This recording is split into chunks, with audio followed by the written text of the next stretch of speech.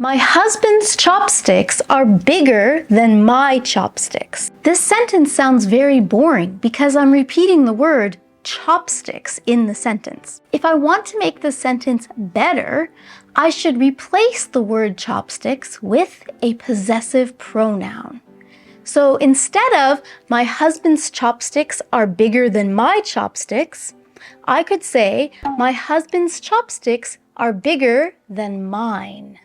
Mine is an example of a possessive pronoun.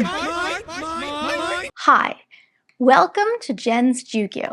My name is Jen, and today I'm going to teach you all about possessive pronouns in English. First, what is a possessive pronoun? A possessive pronoun takes the place of a noun and shows who that noun belongs to in a sentence. Possessive pronouns are usually found at the end of sentences. And when we use possessive pronouns, we do not use them together with nouns like we do with possessive adjectives. In English, there are 7 possessive pronouns.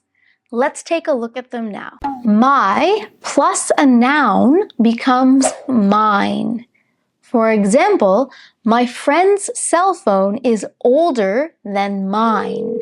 Your plus a noun becomes yours. This internet is faster than yours. His plus a noun becomes his. My towel is cuter than his. Her plus a noun becomes hers. I brought my husband to the party.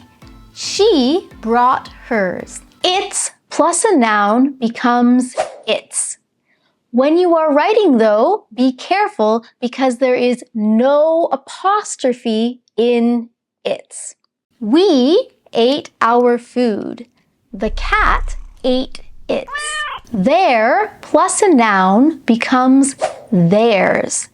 That house is smaller than theirs. Our plus a noun becomes ours.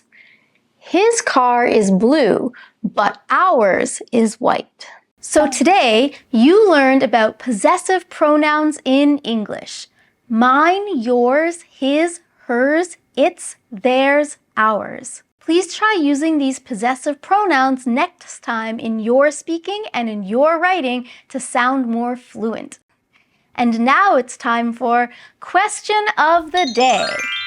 For today's question of the day in the comments below, please make a sentence comparing something that belongs to your best friend with something that you own. Use possessive pronouns in your sentences.